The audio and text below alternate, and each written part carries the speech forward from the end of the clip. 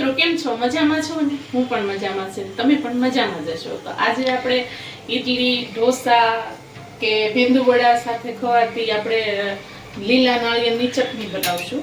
તો એની રેસીપી છે.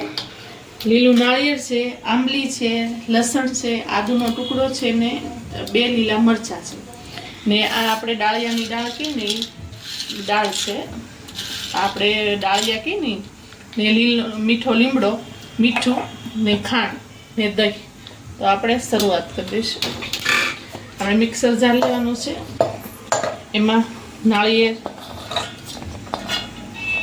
જો તમારે આંબલીની જગ્યાએ તમે લીંબુ નાખી શકો છો. નાળિયેર, આંબલી, પછી આ લસણ છે 5 થી 6 કળી ને આદુનો ટુકડો છે નાખી દીધું. આપણે ડાળિયા છે નાખી દીધું. તમારી પાસે ડાળિયા ન હોય તો તમે ચણાની દાળ હોય ને એને તે નાખી શકો છો. થોડીક શેકીને લેવાની. પછી આપણે 1 થી 1.5 ચમચી જેટલું મીઠું નાખી દઈશું. નાની ચમચી છે. થોડીક ખાંડ નાખી દઈશું. ચપટી જ નાખવાની, એટલે આપણે આંબલી નાખી છે ને એ બેલેન્સ થઈ જાય. ને 2 થી 3 લીમડાના પાન છે એવી રીતે. જો તમારે લીલા કલરની કરવી હોય તો તમે ધાણા ભાજી નાખી શકો છો. આપણે 2 થી 3 ચમચી દહીં નાખશું. મોળું, ખાટું નહીં નાખવાનું, મોળું નાખવાનું. ને થોડુંક આપણે પાણી નાખશું. આને હવે આપણે બધું પીસી લઈશું મિક્સરમાં. પીસાઈ ગઈ છે. આપણે હવે એને બાઉલમાં લઈ લઈશું.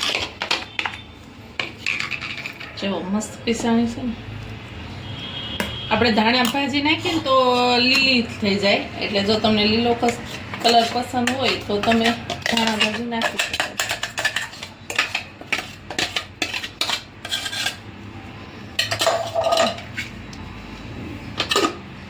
હવે આપણે વઘાર કરવા માટે તેલ ગરમ કરવા રાખી દીધું છે.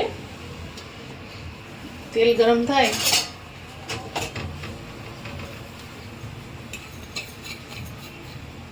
તેલ ગરમ થયું છે, એમાં રાઈ ને જીરું, રાઈ જીરું નાખી દઈશું. 1 થી 2 ચમચી થોડી ને આપણે એની અંદર આપણે થોડીક અડદની દાળ આવે ને 1 ચમચી જેટલી અડદની દાળ નાખવાની છે.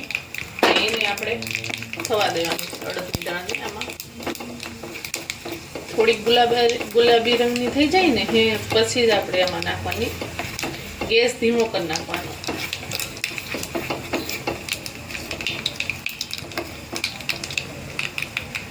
અને આપણે થવા દેવાની. એમાં અડદની દાળનો ટેસ્ટ બહુ મસ્ત લાગે છે. તો થઈ ગઈ છે. હવે આપણે એની અંદર સૂકા મરચાં 2 નાખશું અને ગેસ કરી દઈશું બંધ. ને થોડો મીઠો લીમડો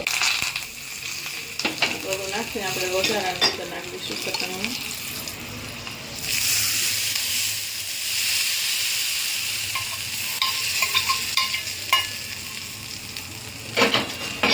તૈયાર છે આપણી નાળિયેરની ચટણી. લાગે છે ને મસ્ત? તૈયાર છે આપણી નાળિયેરની ચટણી. જો તમને મારી રેસીપી સારી લાગી હોય તો લાઈક કરો, શેર કરો, સબસ્ક્રાઈબ કરો. ભલે મિત્રો, બાય.